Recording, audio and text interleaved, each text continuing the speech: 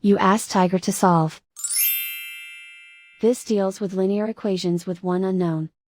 The final result is x equals -16. Let's solve it step by step.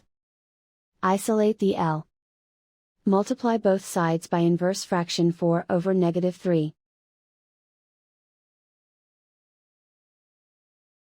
Move the negative sign from the denominator to the numerator. Group like terms. Multiply the coefficients. Simplify the arithmetic.